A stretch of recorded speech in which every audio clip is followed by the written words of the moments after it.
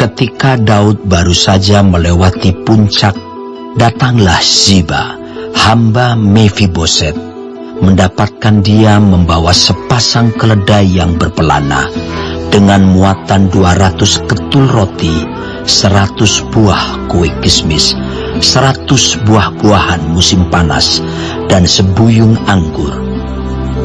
Lalu bertanyalah raja kepada Ziba, "Apakah maksudmu dengan semuanya ini?" Jawab Ziba, "Keledai-keledai ini bagi keluarga raja untuk ditunggangi. Roti dan buah-buahan ini bagi orang-orangmu untuk dimakan. Dan anggur ini untuk diminum di padang gurun oleh orang-orang yang sudah lelah." Kemudian bertanyalah raja, "Di manakah anak tuanmu?" Jawab Ziba kepada raja, "Ia ada di Yerusalem.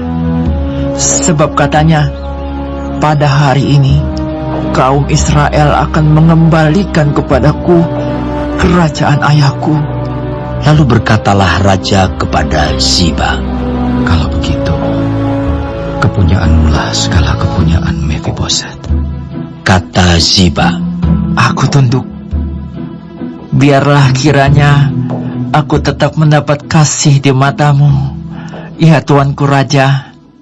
ketika Raja Daud telah sampai ke Bahurim, keluarlah dari sana seorang dari kaum keluarga Saul.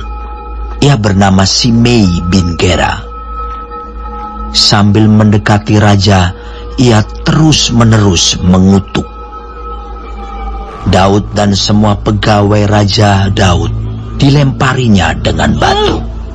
Walaupun segenap tentara dan semua pahlawan berjalan di kiri kanannya. Beginilah perkataan Simei pada waktu ia mengutuk. Nyala! Nyala engkau berupa darah, orang Dursila! Tuhan telah membalas kepadamu segala darah keluarga Saul yang engkau gantikan menjadi raja. Tuhan telah menyerahkan kedudukan raja kepada anakmu Absalom. Sesungguhnya engkau sekarang dirundung malang karena engkau seorang penumpah darah. Lalu berkatalah Abisai anak Zeruya kepada raja, "Tuanku, mengapa anjing mati ini mengutuki tuanku raja? Izinkanlah aku menyeberang dan memenggal kepalanya." Tetapi kata raja, "Apakah urusanku dengan kamu, hai anak-anak Zeruya? Biarlah ia mengutuk. Sebab apabila Tuhan berfirman kepadanya, kutukilah Daud, siapakah yang akan bertanya, mengapa engkau berbuat demikian?" Pula kata Daud kepada Abisai dan kepada semua pegawainya, "Sedangkan anak kandungku ingin mencabut nyawaku.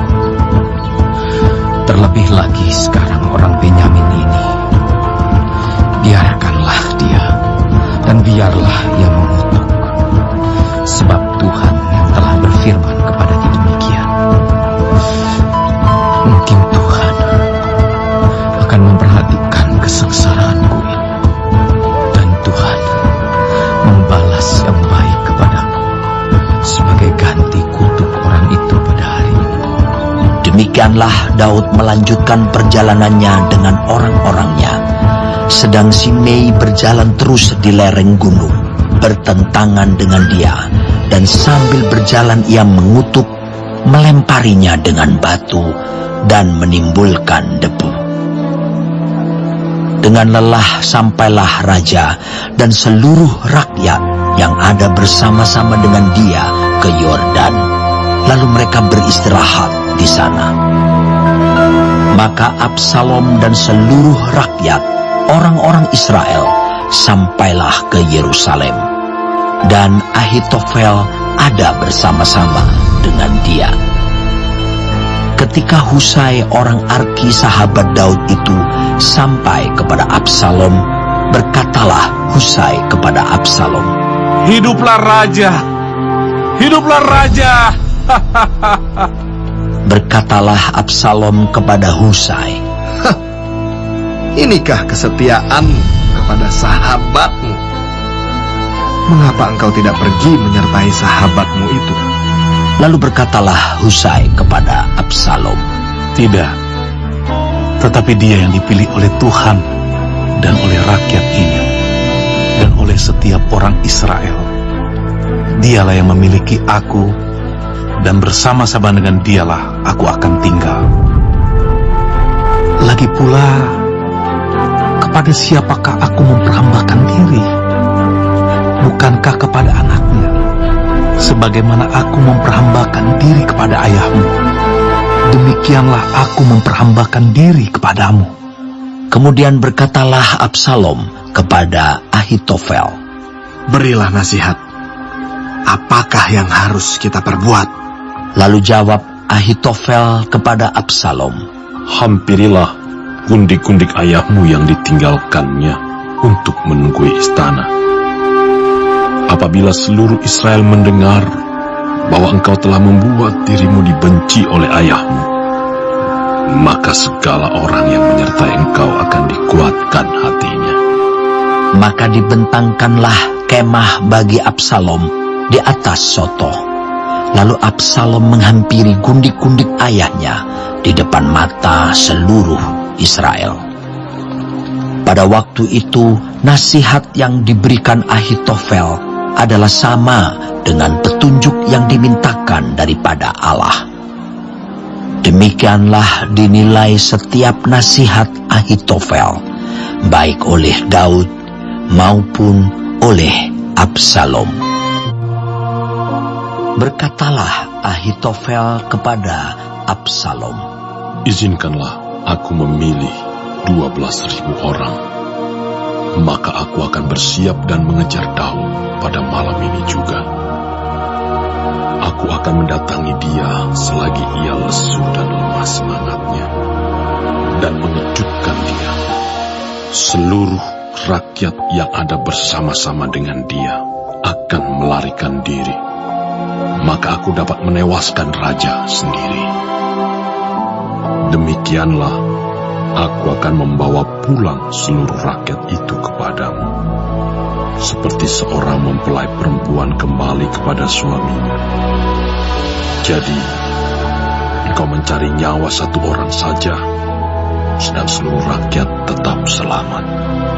perkataan ini disetujui oleh Absalom dan oleh semua tua-tua Israel. Tetapi berkatalah Absalom, Panggillah juga Husai, orang Arki itu, supaya kita mendengar apa yang hendak dikatakannya. ketika Husai datang kepada Absalom, berkatalah Absalom kepadanya demikian. Beginilah perkataan yang dikatakan Ahitofel. Apakah kita turut nasihatnya? Jika tidak, katakanlah. Lalu berkatalah Husai kepada Absalom, Nasihat yang diberikan Ahitofel kali ini tidak baik. kata Husai pula, Engkau tahu bahwa ayahmu dan orang-orangnya adalah pahlawan, dan bahwa mereka sakit hati seperti beruang yang kehilangan anak di padang. Lagi pula ayahmu adalah seorang prajurit sejati. Ia tidak akan membiarkan rakyat tidur. Tentulah ia sekarang bersembunyi dalam salah satu lubang atau di salah satu tempat. Apabila pada penyerangan pertama beberapa orang tewas dan ada orang mendengar hal itu, maka orang akan berkata, rakyat yang telah mengikut Absalom sudah menderita kekalahan. Maka seorang gagah perkasa sekalipun, yang hatinya seperti hati singa akan tawar hati sama sekali. Sebab seluruh Israel tahu bahwa ayahmu itu seorang pahlawan, dan orang-orang yang bersama-sama dia adalah orang gagah perkasa. Sebab itu kunasihatkan, suruhlah seluruh Israel dari Dan sampai Berseba berkumpul kepadamu. Seperti pasir di tepi laut banyaknya, dan engkau sendiri juga harus turut bertempur. Apabila kita mendatangi dia di salah satu tempat di mana ia terdapat, maka kita akan menyergapnya seperti embun jatuh ke bumi, sehingga tidak ada yang lolos, baik dia maupun orang-orang yang menyertainya. Dan jika ia mengundurkan diri ke suatu kota, maka seluruh Israel akan mengikat kota itu dengan tali, dan kita akan menyeretnya sampai ke sungai, hingga batu kecil pun tidak terdapat lagi di sana. Lalu berkatalah Absalom dan setiap orang Israel, Nasihat Husai orang Arki itu lebih baik daripada nasihat Ahitofel. sebab Tuhan telah memutuskan bahwa nasihat Ahitofel yang baik itu digagalkan, dengan maksud supaya Tuhan mendatangkan celaka kepada Absalom. Sesudah itu berkatalah Husai kepada Zadok dan kepada Abiatar, imam-imam itu, Ini dan itu dinasihatkan Ahitofel kepada Absalom dan kepada para tua-tua Israel. Tetapi ini dan itu kunasihatkan. Oleh sebab itu, suruhlah dengan segera memberitahukan kepada Daud demikian: pada malam ini janganlah bermalam di tempat-tempat penyeberangan kepada gunung, tetapi menyeberanglah dengan segera, supaya jangan raja dan seluruh rakyat yang bersama-sama dengan dia itu ditelan habis. Yonatan dan Ahimaas menunggu di En-Rogel, dan setiap kali ada seorang budak perempuan yang datang membawa kabar kepada mereka, dan mereka pun langsung memberitahu Raja Daud, sebab mereka tidak boleh dilihat memasuki kota. Tetapi seorang anak melihat mereka, lalu memberitahu Absalom. Jadi pergilah keduanya dengan segera, dan sampailah mereka ke rumah seseorang di Bahurim yang mempunyai sumur di halamannya. Maka turunlah mereka ke dalamnya. Kemudian perempuan itu mengambil kain tudungan, membentangkannya di atas mulut sumur itu, dan menaburkan butir-butir gandum di atasnya, sehingga tidak kelihatan apa-apa.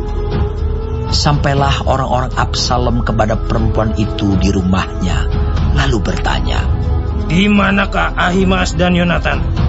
Jawab perempuan itu kepada mereka, Mereka telah menyeberangi sungai itu. Kemudian mereka mencari, tetapi tidak mendapatnya. Lalu pulanglah mereka ke Yerusalem. Setelah orang-orang itu pergi, keluarlah keduanya dari sumur, lalu pergi memberitahu Raja Daud. Kata mereka kepada Daud, Bersiaplah dan seberangilah dengan segera sungai ini, sebab ini dan itu dinasihatkan Ahitofel terhadap kamu. Lalu bersiaplah Daud dan seluruh rakyat yang bersama-sama dengan dia, dan mereka menyeberangi sungai Yordan.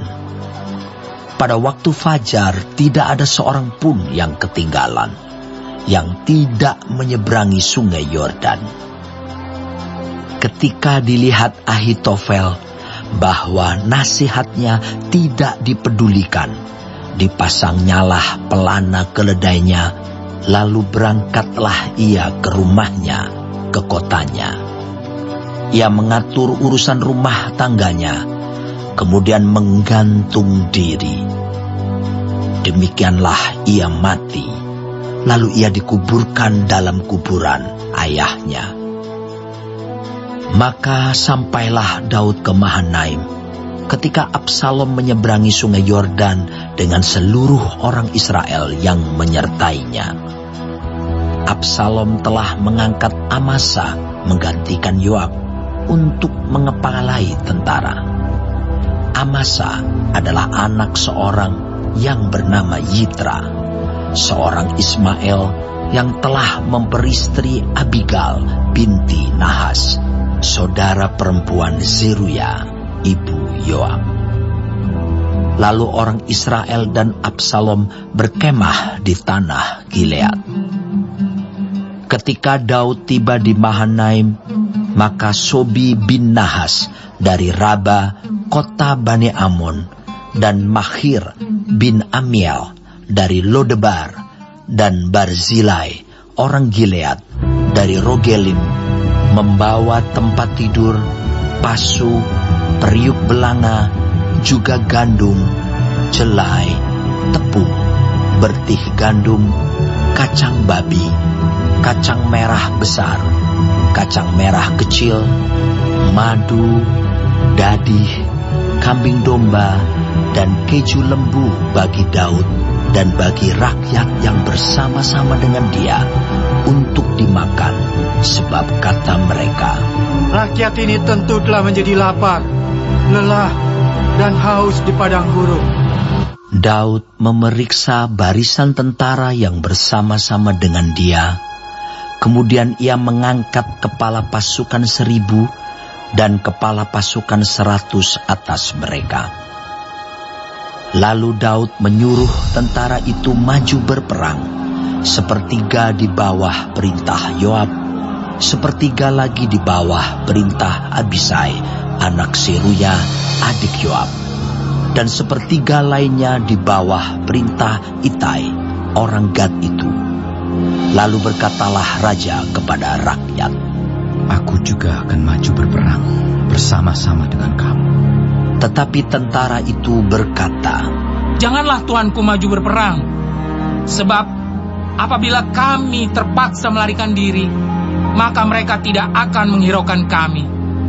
Bahkan sekalipun mati separuh daripada kami, mereka tidak akan menghiraukan kami. Tetapi tuanku sama harganya dengan 10.000 orang daripada kami. Sebab itu adalah lebih baik bahwa tuanku bersedia menolong kami dari kota. Kemudian berkatalah raja kepada mereka, apa yang kamu pandang baik akan kuperbuat. Lalu berdirilah raja di sisi pintu gerbang, dan seluruh tentara itu berjalan keluar, beratus-ratus dan beribu-ribu. Dan raja memerintahkan kepada Yoab, Abisai, dan Itai demikian, perlakukanlah Absalom, orang muda itu, dengan lunak karena aku. Dan seluruh tentara mendengar ketika raja memberi perintah itu kepada semua kepala pasukan mengenai Absalom. Lalu tentara itu maju ke padang menyerang orang Israel, dan terjadilah pertempuran di hutan Efraim. Tentara Israel terpukul kalah di sana oleh orang-orang Daud, dan pada hari itu terjadilah di sana pertumpahan darah yang dahsyat. 20.000 orang tewas. Kemudian pertempuran meluas dari sana meliputi seluruh daerah itu, dan hutan itu memakan lebih banyak orang di antara tentara daripada yang dimakan pedang pada hari itu.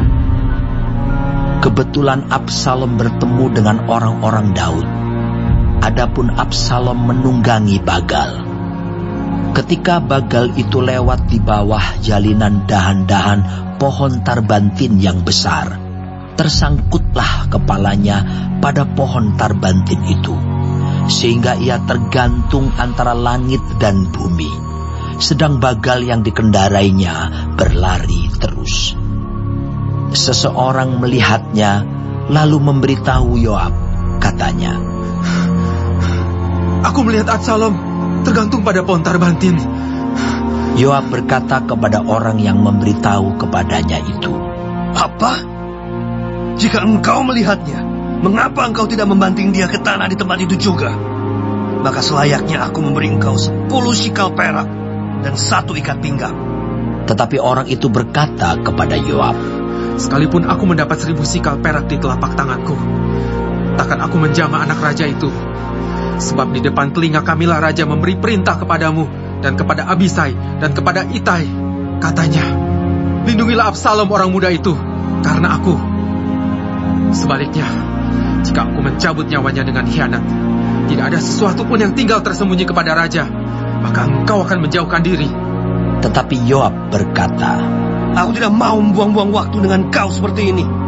Lalu diambilnyalah 3 lembing dalam tangannya dan ditikamkannya ke dada Absalom, sedang ia masih hidup di tengah-tengah dahan pohon terbantin itu. Kemudian 10 bujang pembawa senjata Yoab mengelilingi Absalom, lalu memukul dan membunuh dia.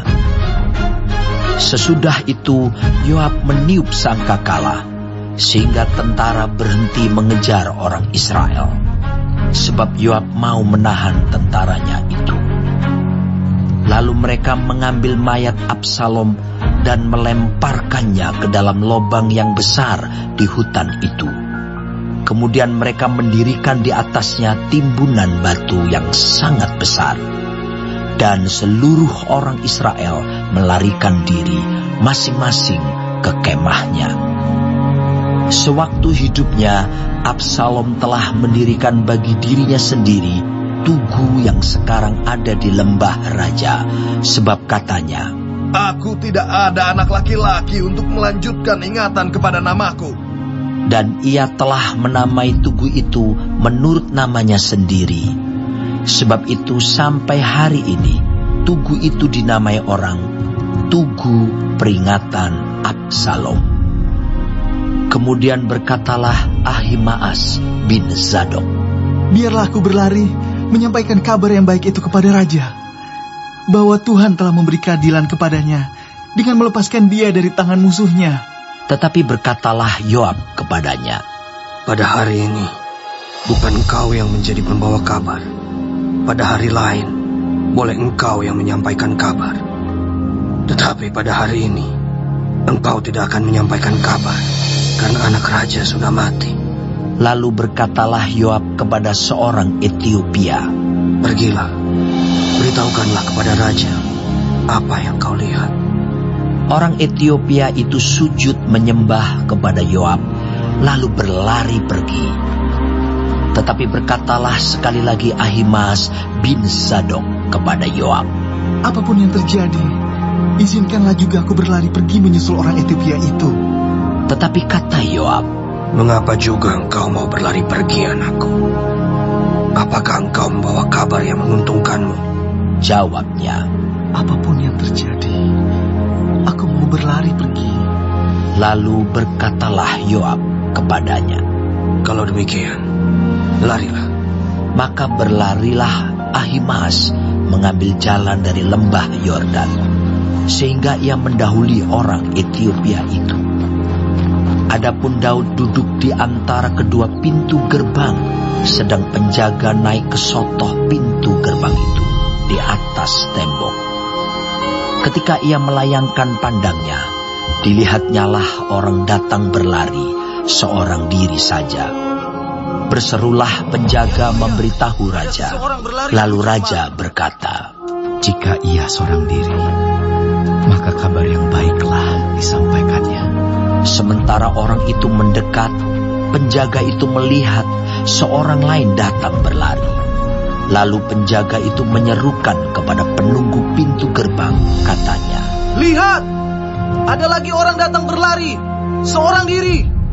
Berkatalah raja, "Itu pun membawa kabar yang baik." Sesudah itu berkatalah penjaga, "Aku lihat cara berlari orang yang pertama itu seperti cara berlari Ahimaas bin Zadok." Berkatalah raja, "Itu orang baik. Ia datang membawa kabar yang baik." Lalu Ahimaas berseru, katanya kepada raja, "Selamat!"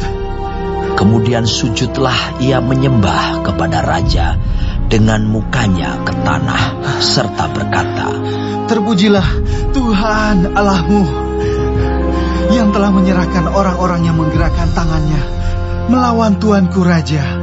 Lalu bertanyalah raja, "Selamatkah Absalom, orang muda itu?"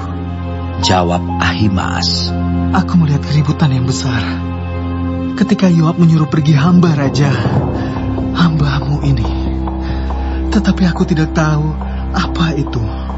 Kemudian berkatalah raja, "Pergilah ke samping, berdirilah di sini." Ia pergi ke samping dan tinggal berdiri. Maka datanglah orang Etiopia itu. Kata orang Etiopia itu, Tuanku Raja mendapat kabar yang baik, sebab Tuhan telah memberi keadilan kepadamu pada hari ini, dengan melepaskan tuanku dari tangan semua orang yang bangkit menentang tuanku. Tetapi bertanyalah raja kepada orang Etiopia itu, selamatkah Absalom, orang muda itu? Jawab orang Etiopia itu, biarlah seperti orang muda itu musuh tuanku Raja, dan semua orang yang bangkit menentang tuanku untuk berbuat jahat. Maka terkejutlah raja, dan dengan sedih ia naik ke anjungan pintu gerbang, lalu menangis. Dan beginilah perkataannya sambil berjalan. Anakku, Absalom, anakku, anakku Absalom.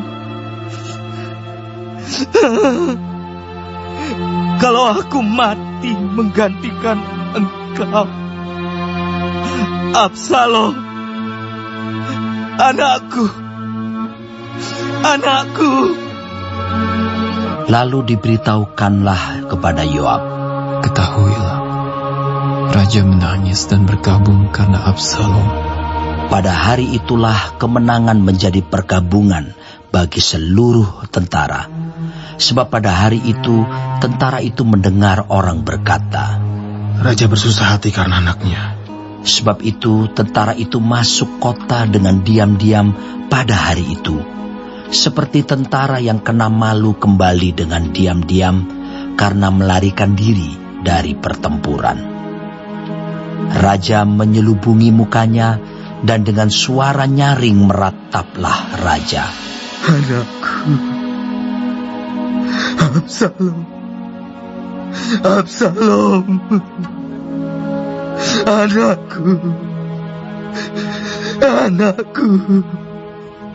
Lalu masuklah Yoab menghadap raja di kediamannya serta berkata, pada hari ini, engkau mempermalukan semua hambamu yang telah menyelamatkan nyawamu pada hari ini, dan nyawa anak-anakmu laki-laki dan perempuan, dan nyawa istri-istrimu, dan nyawa gundik-gundikmu, dengan mencintai orang-orang yang benci kepadamu, dan dengan membenci orang-orang yang cinta kepadamu.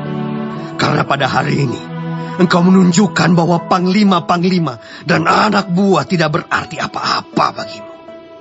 Bahkan aku mengerti pada hari ini, bahwa seandainya Absalom masih hidup, dan kami semua mati pada hari ini, maka hal itu kau pandang baik. Oleh sebab itu, bangunlah, pergilah keluar, dan berbicaralah menenangkan hati orang-orangmu. Sebab aku bersumpah demi Tuhan, apabila engkau tidak keluar, maka seorang pun tidak akan ada yang tinggal bersama-sama dengan engkau pada malam ini. Dan hal ini berarti celaka bagimu, melebihi segala celaka yang telah kau alami sejak kecilmu sampai sekarang. Lalu bangunlah raja dan duduk di pintu gerbang. Maka diberitahukanlah kepada seluruh rakyat demikian. Ketahuilah, raja duduk di pintu gerbang. Kemudian datanglah seluruh rakyat itu menghadap raja. Adapun orang Israel sudah melarikan diri masing-masing ke kemahnya. Seluruh rakyat dari semua suku Israel berbantah-bantah, katanya, Raja telah melepaskan kita dari tangan musuh kita. Dialah yang telah menyelamatkan kita dari tangan orang Filistin. Dan sekarang ia sudah melarikan diri dari dalam negeri karena Absalom. Tetapi Absalom yang telah kita urapi untuk memerintah kita sudah mati dalam pertempuran. Maka sekarang, mengapa kamu berdiam diri dengan tidak membawa raja kembali? Raja Daud telah menyuruh orang kepada Zadok dan Abiatar, imam-imam itu, dengan pesan, berbicaralah kepada para tua-tua Yehuda demikian, mengapa kamu menjadi yang terakhir untuk membawa raja kembali ke istananya? Sebab perkataan seluruh Israel telah sampai kepada raja. Kamulah saudara-saudaraku, kamulah darah dagingku. Mengapa kamu menjadi yang terakhir untuk membawa raja kembali? Dan kepada Amasa haruslah kamu katakan, bukankah engkau darah dagingku? Beginilah kiranya Allah menghukum aku, bahkan lebih lagi daripada itu, jika engkau tidak tetap menjadi panglimaku menggantikan Yoab. Demikianlah dibelokkannya hati semua orang Yehuda secara serentak, sehingga mereka menyuruh menyampaikan kepada raja pesan ini. Kembalilah, tuanku, dan semua anak buahmu. Lalu berangkatlah raja pulang, dan sampailah ia ke tepi sungai Yordan. Sementara itu orang Yehuda telah sampai ke Gilgal untuk menyongsong raja dan untuk membawa raja menyeberang sungai Yordan. Juga Simei bin Gera, orang Benyamin yang dari Bahurim itu, cepat-cepat datang bersama-sama dengan orang-orang Yehuda untuk menyongsong Raja Daud. Juga ada 1.000 orang dari daerah Benyamin bersama-sama dengan dia, dan Ziba, hamba keluarga Saul, dan ke-15 anaknya laki-laki dan ke-20 hambanya bersama-sama dengan dia datang tergesa-gesa ke sungai Yordan mendahului raja. Lalu menyeberang dari tempat penyeberangan untuk menyeberangkan keluarga raja dan untuk melakukan apa yang dipandangnya baik. Maka Simei bin Gera sujud di hadapan raja ketika raja hendak menyeberangi sungai Yordan, dan berkata kepada raja, "Janganlah kiranya tuanku tetap memandang aku bersalah, dan janganlah kiranya tuanku mengingat kesalahan yang dilakukan hamba-Mu ini pada hari tuanku raja keluar dari Yerusalem. Janganlah kiranya raja memperhatikannya lagi. Sebab hamba-Mu ini tahu bahwa hamba telah berbuat dosa. Dan lihatlah, pada hari ini akulah yang pertama-tama datang dari seluruh keturunan Yusuf untuk menyongsong tuanku raja." Lalu berbicaralah Abisai, anak Zeruya, katanya, "Bukankah Simei patut dihukum mati, karena ia telah mengutuki orang yang diurapi Tuhan?" Tetapi Daud berkata, "Apakah urusanku dengan kamu, hai anak-anak Zeruya, sehingga kamu pada hari ini menjadi lawanku? Masakan pada hari ini seorang dihukum mati di Israel? Sebab bukankah aku tahu bahwa aku pada hari ini adalah raja atas Israel?" Kemudian berkatalah raja kepada Simei, "Engkau tidak akan mati." Lalu raja bersumpah kepadanya. Juga Mefiboset bin Saul menyongsong raja. Ia tidak membersihkan kakinya dan tidak memelihara janggutnya, dan pakaiannya tidak dicucinya sejak raja pergi sampai hari ia pulang dengan selamat. Ketika ia dari Yerusalem menyongsong raja, bertanyalah raja kepadanya, "Mengapa engkau tidak pergi bersama-sama dengan aku, Mefiboset?" Jawabnya, "Ya tuanku raja, aku ditipu hambaku, sebab hambamu ini berkata kepadanya, 'Pelanailah keledai bagiku, supaya aku menungganginya dan pergi bersama-sama dengan raja.' Sebab hambamu ini timpang. Ia telah memfitnahkan hambamu ini kepada tuanku raja. Tetapi tuanku raja adalah seperti malaikat Allah. Sebab itu, perbuatlah apa yang tuanku pandang baik. Walaupun seluruh kaum keluargaku tidak lain dari orang-orang yang patut dihukum mati oleh tuanku raja. Tuanku telah mengangkat hambamu ini di antara orang-orang yang menerima rezeki dari istanamu. Apakah aku lagi Dan untuk apa aku mengadakan tuntutan lagi kepada raja? Tetapi raja berkata kepadanya, "Apa gunanya engkau berkata-kata lagi tentang halmu? Aku telah memutuskan. Engkau dan Ziba harus berbagi ladang itu." Lalu berkatalah Mefiboset kepada raja, "Biarlah ia mengambil semuanya, sebab tuanku raja sudah pulang dengan selamat." Juga Barzilai orang Gilead itu telah datang dari Ragelim dan ikut bersama-sama raja ke sungai Yordan untuk mengantarkannya sampai di sana. Barzilai itu sudah sangat tua, 80 tahun umurnya. Ia menyediakan makanan bagi raja selama ia tinggal di Mahanaim, sebab ia seorang yang sangat kaya. Berkatalah raja kepada Barzilai, "Ikutlah aku. Aku akan memelihara engkau di tempatku di Yerusalem." Tetapi Barzilai menjawab raja, "Berapa tahun lagikah aku hidup, sehingga aku harus pergi bersama-sama dengan raja ke Yerusalem? Sekarang ini aku telah berumur 80 tahun. Masakan aku masih dapat membedakan antara yang baik dan yang tidak baik? Atau masih dapatkah hambamu ini merasai apa yang hamba makan atau apa yang hamba minum? Atau masih dapatkah aku mendengarkan suara penyanyi laki-laki dan penyanyi perempuan? Apa gunanya hambamu ini lagi menjadi beban bagi tuanku raja? Sepotong jalan saja hambamu ini berjalan ke seberang sungai Yordan bersama-sama dengan raja. Mengapa raja memberikan ganjaran yang sedemikian kepadaku? Biarkanlah hambamu ini pulang, sehingga aku dapat mati di kotaku sendiri, dekat kubur ayahku dan ibuku.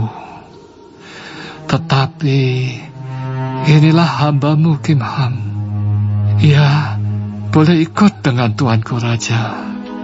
Perbuatlah kepadanya apa yang tuanku pandang baik." Lalu berbicaralah raja, "Baiklah, Kimham ikut dengan aku. Aku akan berbuat kepadanya apa yang kau pandang baik, dan segala yang kau kehendaki daripadaku akan kulakukan untukmu." Kemudian seluruh rakyat menyeberangi sungai Yordan. Juga raja menyeberang setelah berpamitan dengan Barzilai dengan ciuman. Lalu orang ini pun pulanglah ke tempat kediamannya. Sesudah itu berjalanlah raja terus ke Gilgal, dan Kimham ikut dengan dia. Seluruh rakyat Yehuda bersama-sama setengah dari rakyat Israel telah mengantarkan raja. Tetapi seluruh orang Israel datang menghadap raja dan berkata kepada raja, "Mengapa saudara-saudara kami, orang-orang Yehuda itu, menculik raja dan membawa dia menyeberangi sungai Yordan dengan keluarganya, dan semua orang Daud yang menyertai dia?" Lalu semua orang Yehuda menjawab orang-orang Israel itu, "Oleh karena raja kerabat kami, mengapa kamu menjadi marah karena hal ini? Apakah kami makan apa-apa atas biaya raja? Apakah kami mendapat keuntungan?" Tetapi orang-orang Israel itu menjawab orang-orang Yehuda, "Kami 10 kali lebih berhak atas raja. Sebagai anak sulung, kami melebihi kamu. Mengapa kamu memandang kami rendah? Bukankah kami yang pertama-tama harus membawa raja kami kembali?" Tetapi perkataan orang-orang Yehuda itu lebih pedas daripada perkataan orang-orang Israel. Kebetulan ada di sana seorang dursila bernama Seba bin Bikri, orang Benyamin. Ia meniup sangkakala serta berkata, "Kita tidak memperoleh bagian daripada Daud. Kita tidak memperoleh warisan dari anak Isai itu. Masing-masing ke kemahnya, hai orang Israel." Lalu semua orang Israel itu meninggalkan Daud dan mengikuti Seba bin Bikri. Sedangkan orang-orang Yehuda tetap berpaut kepada raja mereka, mengikutinya dari sungai Yordan sampai Yerusalem. Sampailah Daud ke istananya di Yerusalem. Lalu raja mengambil ke-10 gundik yang ditinggalkannya untuk menunggu istana. Kemudian dimasukkannya mereka dalam sebuah rumah di bawah penjagaan. Ia memelihara mereka tetapi tidak dihampirinya. Mereka tetap terasing seperti janda sampai hari mati mereka. Berkatalah raja kepada Amasa, "Kerahkanlah bagiku orang-orang Yehuda dalam 3 hari. Kemudian menghadaplah lagi kemari." Lalu pergilah Amasa mengerahkan orang Yehuda, tetapi ia menunda-nunda tugas itu sampai melewati waktu yang ditetapkan raja baginya. Lalu berkatalah Daud kepada Abisai, "Sekarang Zeba bin Bikri lebih berbahaya bagi kita daripada Absalom. Jadi engkau, bawalah orang-orang tuanmu ini dan kejarlah dia, supaya jangan ia mencapai kota yang berkubu, dan dengan demikian ia luput daripada kita." Lalu Yoab, orang Kriti dan orang Pleti, dan semua pahlawan keluar menyusul dia. Mereka keluar dari Yerusalem untuk mengejar Seba bin Bikri. Ketika mereka sampai ke batu besar yang di Gibeon, maka Amasa sudah tiba di sana lebih dahulu daripada mereka. Adapun Yoab mengenakan pakaian perang, dan di luarnya ada ikat pinggang dengan pedang bersarung terpaut pada pinggangnya. Ketika ia tampil ke muka, terjatuhlah pedang itu. Berkatalah Yoab kepada Amasa, "Engkau baik-baik, saudaraku." Sementara itu tangan kanan Yoab memegang janggut Amasa untuk mencium dia. Amasa tidak awas terhadap pedang yang ada di tangan Yoab itu. Yoab menikam pedang itu ke perutnya sehingga isi perutnya tertumpah ke tanah. Tidak usah dia ditikamnya 2 kali, sebab ia sudah mati. Lalu Yoab dan Abisai adiknya terus mengejar Seba bin Bikri. Dan seorang dari orang-orang Yoab tinggal berdiri di dekat mayat itu sambil berkata, "Siapa yang suka kepada Yoab dan siapa yang memihak kepada Daud, baiklah mengikuti Yoab." Dalam pada itu Amasa terguling mati dalam darahnya di tengah-tengah jalan raya. Ketika orang itu melihat bahwa seluruh rakyat berdiri menonton, maka disingkirkannya mayat Amasa dari jalan raya ke padang. Lalu dihamparkannya kain di atasnya, karena dilihatnya bahwa setiap orang yang datang ke sana berdiri menonton. Setelah dijauhkannya mayat itu dari jalan raya, maka semua orang itu berjalan terus mengikuti Yoab untuk mengejar Seba bin Bikri. Seba telah melintasi daerah semua suku Israel menuju Abel Bet Maaka. Dan semua orang Bikri telah berkumpul dan mengikuti dia. Tetapi sampailah orang-orang Yoab lalu mengepung dia di Abel Bet Maaka. Mereka menimbun tanah menjadi tembok terhadap kota ini, dan tembok ini merapat sampai ke tembok luar, sedang seluruh rakyat yang bersama-sama dengan Yoab menggali tembok kota itu untuk meruntuhkannya. Lalu berserulah seorang perempuan bijaksana dari kota itu, "Dengar! Dengar! Katakanlah kepada Yoab, mendekatlah kemari, supaya aku berbicara dengan engkau." Maka mendekatlah Yoab kepada perempuan itu, Bertanyalah perempuan itu. Engkaukah Yoab? Jawabnya, benar. Lalu berkatalah perempuan itu kepadanya, dengarkanlah perkataan hambamu ini. Jawabnya, baik. Kemudian berkatalah perempuan itu, dahulu biasa orang berkata begini, baiklah orang minta petunjuk di Abel dan di Dan. Apakah sudah dihapuskan apa yang telah ditetapkan oleh orang-orang yang setia di Israel? Tetapi engkau ini berikhtiar membinasakan suatu kota, apalagi suatu kota induk di Israel. Mengapa engkau hendak menelan habis milik pusaka Tuhan? Lalu Yoab menjawab, jauhlah daripadaku untuk menelan dan memusnahkan. Bukanlah begitu halnya. Tetapi seorang dari pegunungan Efraim yang bernama Seba bin Bikri telah menggerakkan tangannya melawan Raja Daud. Serahkanlah dia seorang diri, maka aku akan undur dari kota ini. Lalu berkatalah perempuan itu kepada Yoab, baik, kepalanya akan dilemparkan kepadamu dari belakang tembok ini. Kemudian masuklah pula perempuan itu dan berbicara kepada seluruh rakyat dengan bijaksana. Sesudah itu mereka memenggal kepala Seba bin Bikri dan melemparkannya kepada Yoab. Yoab meniup sangkakala, lalu berserak-seraklah mereka meninggalkan kota itu, masing-masing ke tempatnya. Maka pulanglah Yoab ke Yerusalem kepada raja. Yoab menjadi kepala atas segenap tentara Israel, dan Benaya bin Yoyada menjadi kepala atas orang Kreti dan orang Pleti. Adoram menjadi kepala orang Rodi, dan Yosafat bin Ahilud menjadi bendahara negara.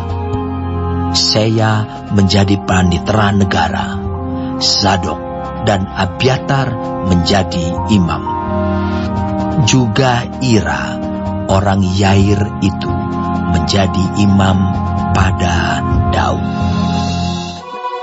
Dalam zaman Daud, terjadilah kelaparan selama 3 tahun berturut-turut. Lalu Daud pergi menanyakan petunjuk Tuhan. Berfirmanlah Tuhan, pada Saul dan keluarganya melekat hutang darah, karena ia telah membunuh orang-orang Gibeon. Lalu raja memanggil orang-orang Gibeon dan berkata kepada mereka, orang-orang Gibeon itu tidak termasuk orang Israel, tetapi termasuk sisa-sisa orang Amori. Dan walaupun orang Israel telah bersumpah kepada mereka, Saul berikhtiar membasmi mereka dalam kegiatannya untuk kepentingan orang Israel dan Yehuda. Daud berkata kepada orang-orang Gibeon itu, apakah yang dapat kuperbuat bagimu? Dan dengan apakah dapat kuadakan penebusan, supaya kamu memberkati milik pusaka Tuhan? Lalu berkatalah orang-orang Gibeon itu kepadanya, bukanlah perkara emas dan perak urusan kami dengan Saul serta keluarganya.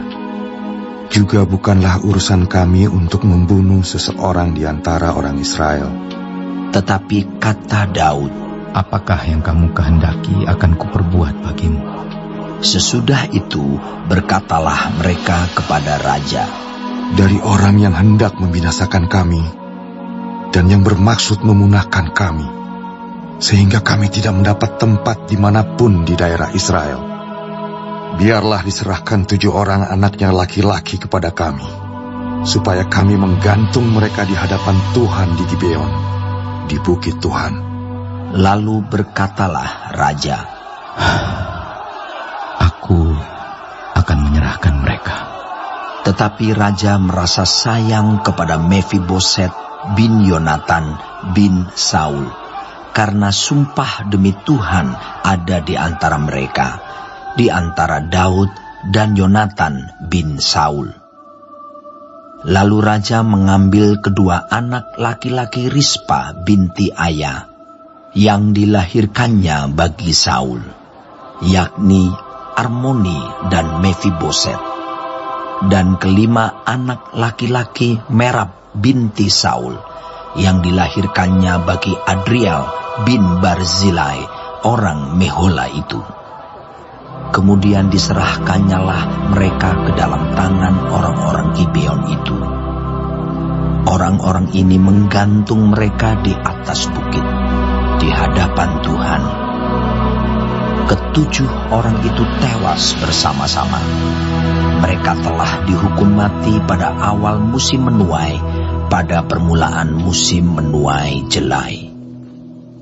Lalu Rispa binti Aya mengambil kain karung dan membentangkannya bagi dirinya di atas gunung batu, dari permulaan musim menuai sampai tercurah air dari langit ke atas mayat mereka. Ia tidak membiarkan burung-burung di udara mendatangi mayat mereka pada siang hari, ataupun binatang-binatang di hutan pada malam hari. Ketika diberitahukan kepada Daud apa yang diperbuat Rispa binti Aya, gundik Saul itu, maka pergilah Daud mengambil tulang-tulang Saul dan tulang-tulang Yonatan anaknya dari warga-warga kota Yabes Gilead yang telah mencuri tulang-tulang itu dari tanah lapang di Bet-San, tempat orang Filistin menggantung mereka, ketika orang Filistin memukul Saul kalah di Gilboa. Ia membawa dari sana tulang-tulang Saul dan tulang-tulang Yonatan anaknya. Dikumpulkanlah juga tulang-tulang orang-orang yang digantung tadi.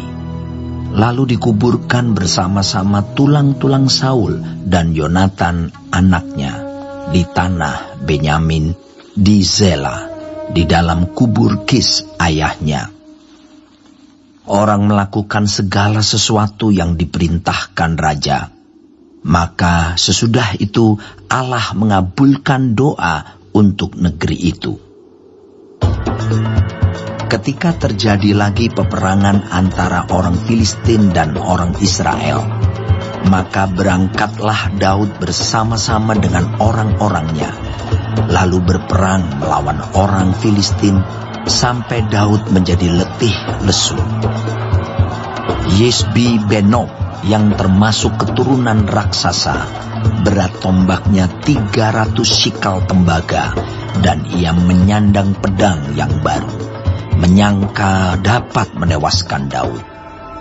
Tetapi Abisai, anak Zeruya, datang menolong Daud, lalu merobohkan dan membunuh orang Filistin itu.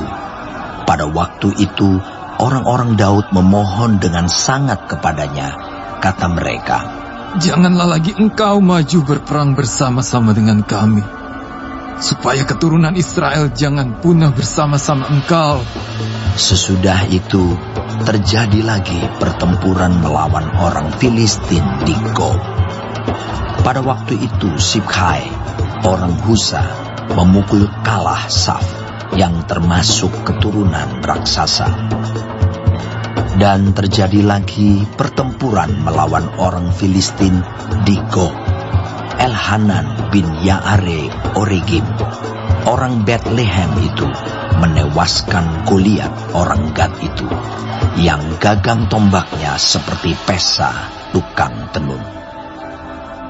Lalu terjadi lagi pertempuran di Gad, dan di sana ada seorang yang tinggi perawakannya, yang tangannya dan kakinya masing-masing berjari 6, 24 seluruhnya.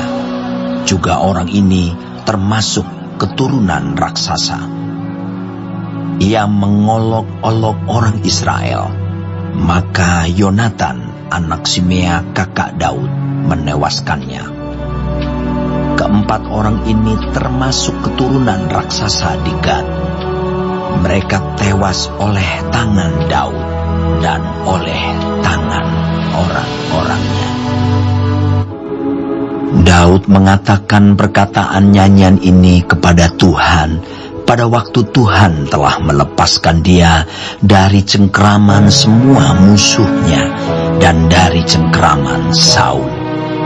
Ia berkata, "Ya Tuhan, bukit batuku, kubu pertahananku dan penyelamatku, Allahku, gunung batuku, tempat aku berlindung, perisaiku, tanduk keselamatanku, kota bentengku, tempat pelarianku, juru selamatku. Engkau menyelamatkan aku dari kekerasan.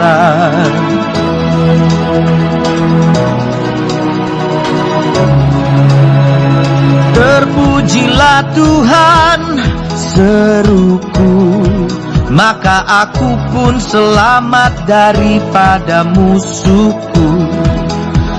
Sesungguhnya gelora-gelora maut telah mengelilingi aku, banjir-banjir jahanam telah menimpa aku.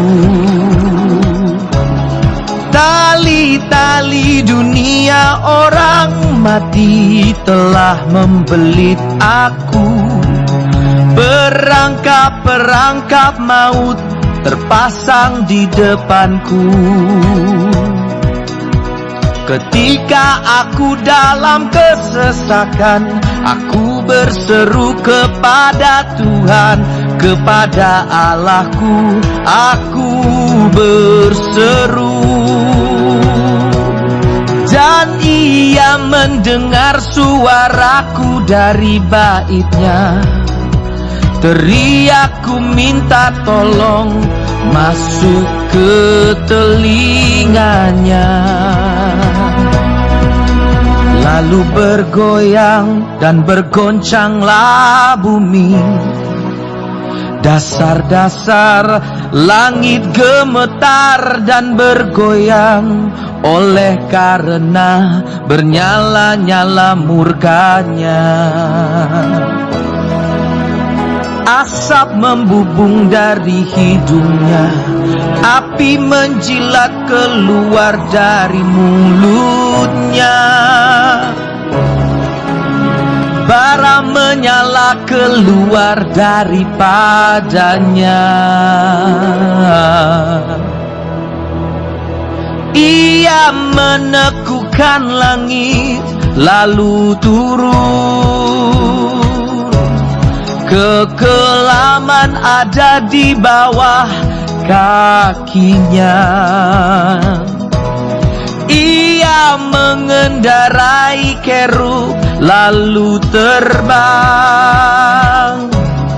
dan tampak di atas sayap angin. Dan Ia membuat kegelapan di sekelilingnya menjadi pondoknya, air hujan yang gelap, awan yang tebal. Karena sinar kilat di hadapannya, bara api menjadi menyala.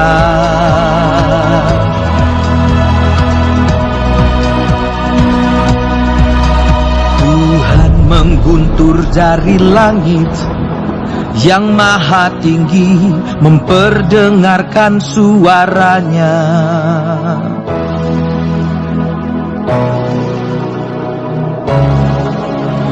Dilepaskannya panah-panah sehingga diserakannya mereka, yakni kilat-kilat,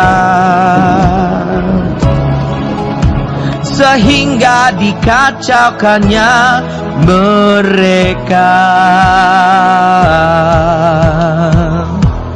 Lalu kelihatanlah dasar-dasar laut, alas-alas dunia tersingkap karena Hardikan Tuhan karena hembusan nafas dari hidungnya.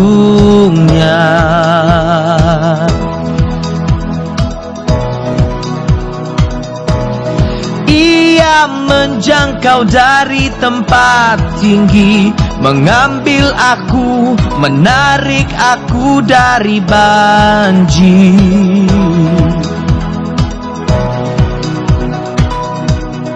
Ia melepaskan aku dari musuhku yang gagah, daripada orang-orang yang membenci aku, karena mereka terlalu kuat bagiku. Mereka menghadang aku pada hari sialku, tetapi Tuhan adalah sandaran bagiku. Ia membawa aku keluar ke tempat lapang. Ia menyelamatkan aku, karena Ia berkenan kepadaku.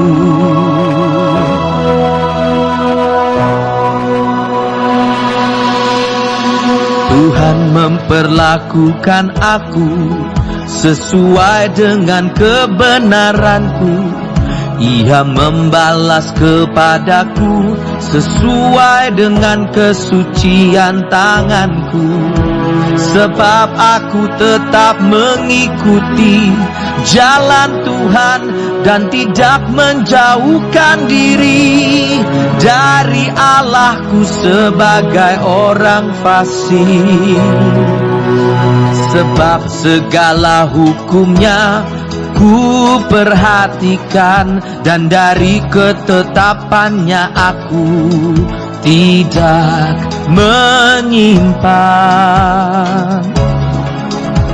Aku berlaku tidak bercela kepadanya, dan menjaga diri terhadap kesalahan. Karena itu Tuhan membalas kepadaku sesuai dengan kebenaranku, sesuai dengan kesucianku di depan matanya.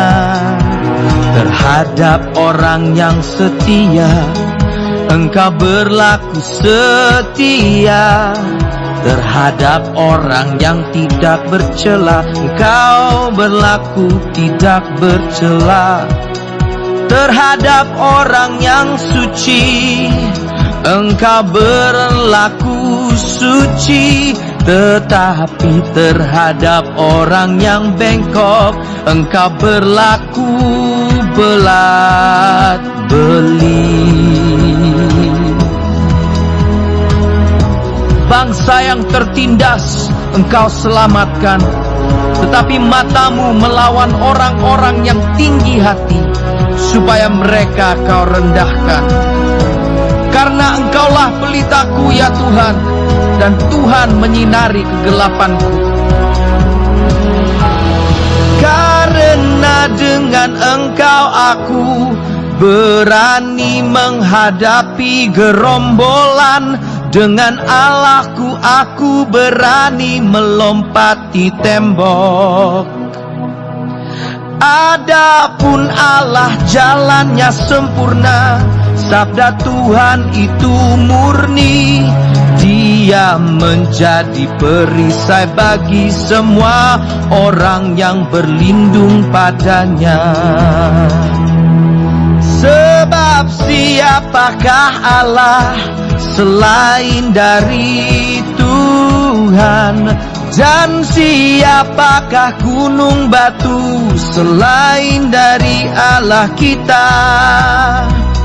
Allah, Dialah yang menjadi tempat pengungsianku yang kuat, dan membuat jalanku rata. yang membuat kakiku seperti kaki rusa dan membuat aku berdiri di bukit, yang mengajar tanganku berperang sehingga lenganku dapat melengkungkan busur tembaga. Juga kau berikan kepadaku perisai keselamatanmu, dan kebaikanmu telah membuat aku besar. Kau berikan tempat lapang untuk langkahku, dan mata kakiku tidak goyah. Aku mengejar musuhku sampai mereka aku punahkan, dan tidak berbalik sebelum mereka aku habiskan. Aku menghabiskan dan meremukkan mereka, sehingga mereka tidak bangkit lagi, dan mereka rebah di bawah kakiku. Engkau telah mengikat pinggangku dengan keperkasaan untuk berperang. Engkau tundukkan ke bawah kuasaku orang yang bangkit melawan aku. Kau buat musuhku lari daripadaku. Orang-orang yang membenci aku, mereka kubinasakan. Mereka berteriak minta tolong, tetapi tidak ada yang menyelamatkan. Mereka berteriak kepada Tuhan, tetapi Ia tidak menjawab mereka.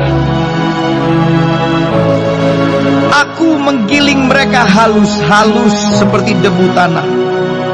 Aku menumbuk mereka dan menginjak-injak mereka seperti lumpur di jalan.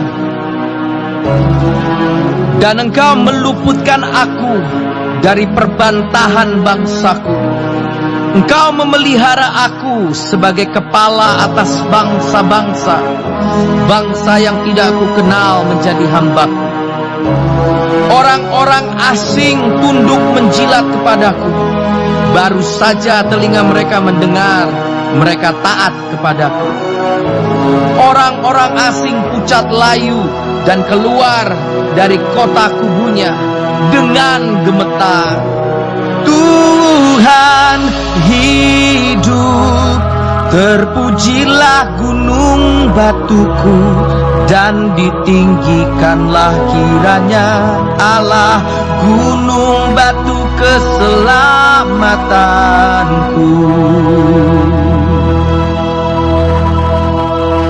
Allah yang telah mengadakan pembalasan bagiku, yang telah membawa bangsa-bangsa ke bawah kuasaku, dan yang telah membebaskan aku daripada musuhku. Dan Engkau telah meninggikan aku mengatasi mereka yang bangkit melawan aku. Engkau telah melepaskan aku dari para penindas. Sebab itu aku mau menyanyikan syukur bagimu, ya Tuhan, di antara bangsa-bangsa. Dan aku mau menyanyikan mazmur bagi nama-Mu. Ia mengaruniakan keselamatan yang besar kepada raja yang diangkatnya, dan menunjukkan kasih setia kepada orang yang diurapinya, kepada Daud dan anak cucunya untuk selamanya. Inilah perkataan Daud yang terakhir. Tutur kata Daud bin Isai, dan tutur kata orang yang diangkat tinggi, orang yang diurapi Allah Yakub, pemazmur yang disenangi di Israel. Roh Tuhan berbicara dengan perantaraanku. Firman-Nya ada di lidahku. Allah Israel berfirman, Gunung batu Israel berkata kepadaku, apabila seorang memerintah manusia dengan adil, memerintah dengan takut akan Allah, ia bersinar seperti fajar di waktu pagi, pagi yang tidak berawan, yang sesudah hujan membuat berkilauan rumput muda di tanah. Bukankah seperti itu keluargaku di hadapan Allah? Sebab ia menegakkan bagiku suatu perjanjian kekal, teratur dalam segala-galanya dan terjamin. Sebab segala keselamatanku dan segala kesukaanku, bukankah Dia yang menumbuhkannya? Tetapi orang-orang yang dursila, mereka semuanya seperti duri yang dihamburkan. Sesungguhnya mereka tidak terpegang oleh tangan. Tidak ada orang yang dapat mengusik mereka, kecuali dengan sebatang besi atau gagang tombak, dan dengan api mereka dibakar habis. Inilah nama para pahlawan yang mengiringi Daud. Isibaal, orang Hahmoni, kepala Triwira. Ia mengayunkan tombaknya melawan 800 orang yang tertikam mati dalam satu pertempuran. Dan sesudah dia, Eleazar anak Dodo, anak seorang Ahohi, ia termasuk ketiga pahlawan itu.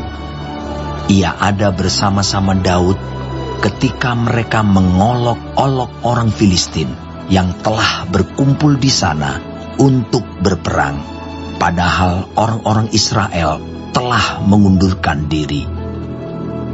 Tetapi ia bangkit dan membunuh demikian banyak orang Filistin sampai tangannya lesu dan tinggal melekat pada pedangnya. Tuhan memberikan pada hari itu kemenangan yang besar. Rakyat datang kembali mengikuti dia hanya untuk merampas. Sesudah dia, Sama anak Age, orang Harari, ketika orang Filistin berkumpul di Lehi. Di sana ada sebidang tanah ladang penuh kacang merah, dan tentara telah melarikan diri dari hadapan orang Filistin. Maka berdirilah ia di tengah-tengah ladang itu. Ia dapat mempertahankannya dan memukul kalah orang Filistin. Demikianlah diberikan Tuhan kemenangan yang besar. Sekali datanglah 3 orang dari ke-30 kepala mendapatkan Daud, menjelang musim menuai dekat gua Adulam, sedang sepasukan orang Filistin berkemah di lembah Refaim. Pada waktu itu Daud ada di dalam kubu gunung, dan pasukan pendudukan orang Filistin pada waktu itu ada di Betlehem. Lalu timbullah keinginan pada Daud, dan ia berkata, sekiranya ada orang yang memberi aku minum air dari perigi Betlehem yang ada dekat pintu gerbang. Lalu ketiga pahlawan itu menerobos perkemahan orang Filistin, mereka menimba air dari perigi Bethlehem yang ada dekat pintu gerbang, mengangkatnya dan membawanya kepada Daud.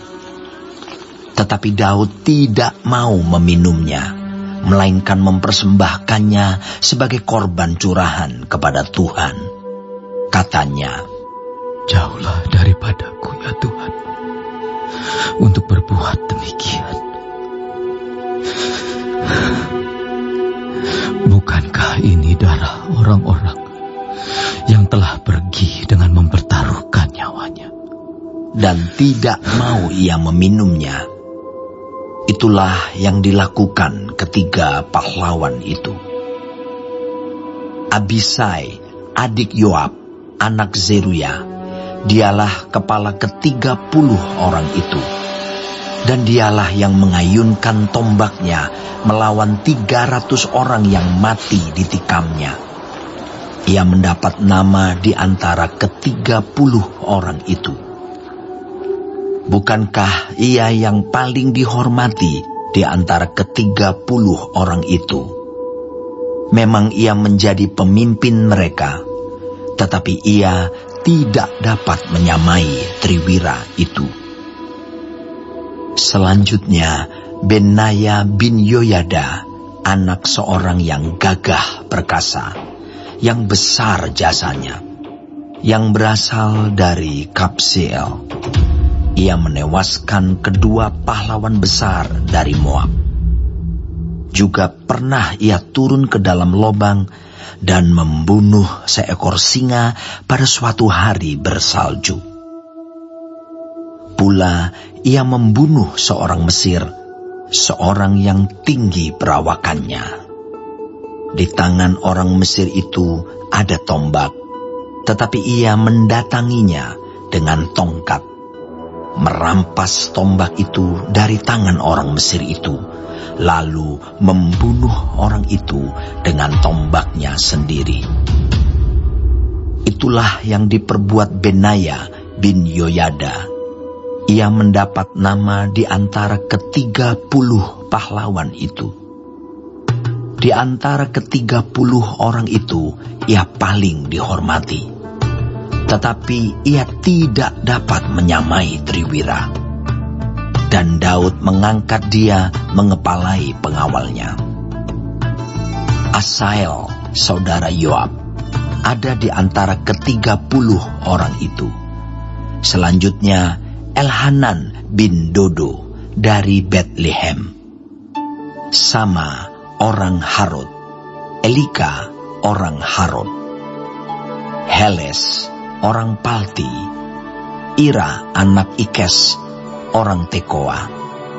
Abiezer orang Anatot. Mibunai orang Husa. Salmon orang Ahuhi. Maharai orang Netofa. Heleb anak Baana orang Netofa. Itai bin Ribai dari Gibea orang Benyamin. Benaya orang Piraton. Hidai dari lembah-lembah Gaas. Abialbon orang Bet Araba. Asmawet orang Bahurim. Elyahba orang Saalbon.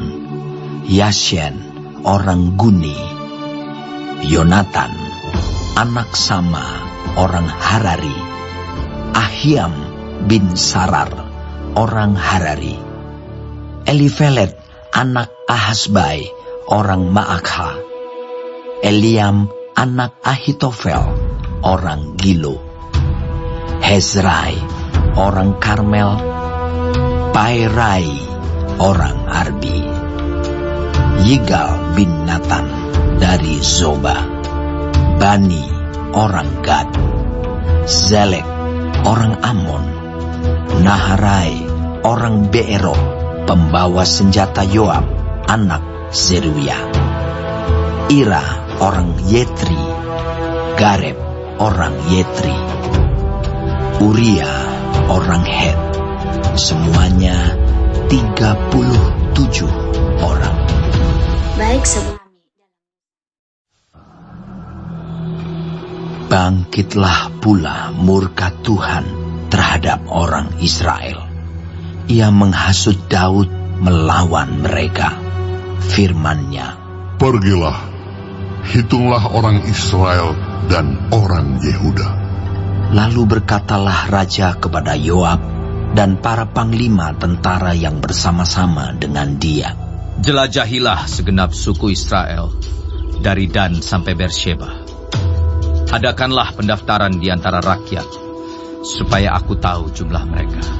Lalu berkatalah Yoab kepada raja, Kiranya Tuhan Allahmu menambahi rakyat 100 kali lipat daripada yang ada sekarang.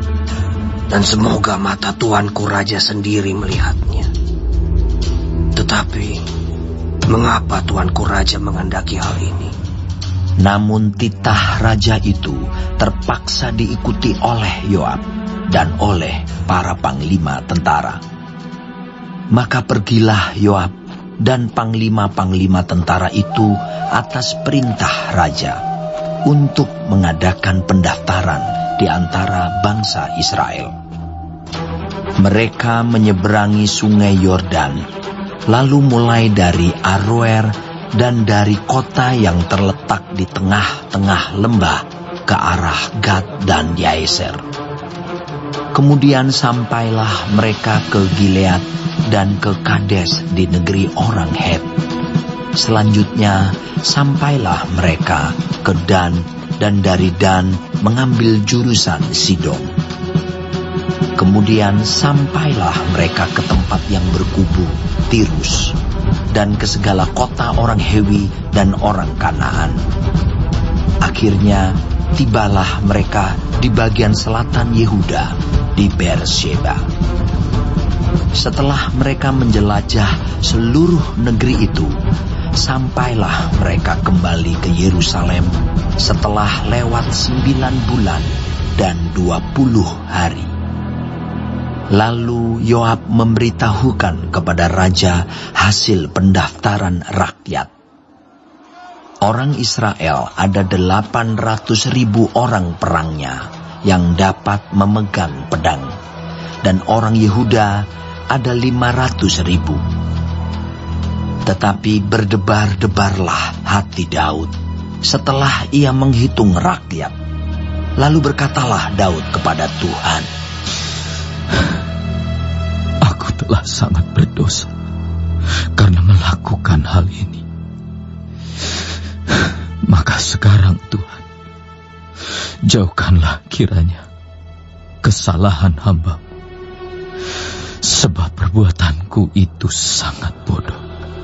Setelah Daud bangun daripada waktu pagi, datanglah firman Tuhan kepada Nabi Gad, pelihat Daud, demikian. Cukup, turunkanlah sekarang tanganmu itu. Kemudian datanglah Gad kepada Daud, memberitahukan kepadanya dengan berkata kepadanya, Akan datangkah menimpa engkau 3 tahun kelaparan di negerimu? Atau maukah engkau melarikan diri 3 bulan lamanya dari hadapan lawanmu? Sedang mereka itu mengejar engkau. Atau akan adakah 3 hari penyakit sampar di negerimu? Maka sekarang pikirkanlah dan timbanglah. Jawab apa yang harus kusampaikan kepada yang mengutus aku. Lalu berkatalah Daud kepada Gad, Sangat susah hatiku. Biarlah kiranya kita jatuh ke dalam tangan Tuhan, sebab besar kasih sayangnya. Tetapi janganlah aku jatuh ke dalam tangan manusia. Jadi Tuhan mendatangkan penyakit sampar kepada orang Israel dari pagi hari sampai waktu yang ditetapkan. Maka matilah dari antara bangsa itu, dari Dan sampai Beersheba, 70.000 orang. Ketika malaikat mengacungkan tangannya ke Yerusalem untuk memusnahkannya, maka menyesallah Tuhan karena malapetaka itu. Lalu ia berfirman kepada malaikat yang mendatangkan kemusnahan kepada bangsa itu, "Cukup, turunkanlah sekarang tanganmu itu." Pada waktu itu malaikat Tuhan itu ada dekat tempat pengirikan Arauna, orang Yebus.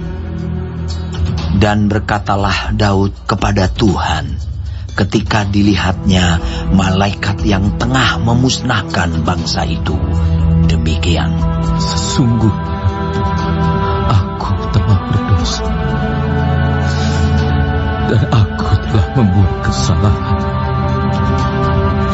Tetapi domba-domba ini, apakah yang dilakukan mereka? Biarlah kiranya tanganmu menimpa aku dan kaum keluargaku." Pada hari itu datanglah Gad kepada Daud dan berkata kepadanya, "Pergilah, dirikanlah mezbah bagi Tuhan di tempat pengirikan Arauna, orang Yebus itu." Lalu pergilah Daud sesuai dengan perkataan Gad, seperti yang diperintahkan Tuhan.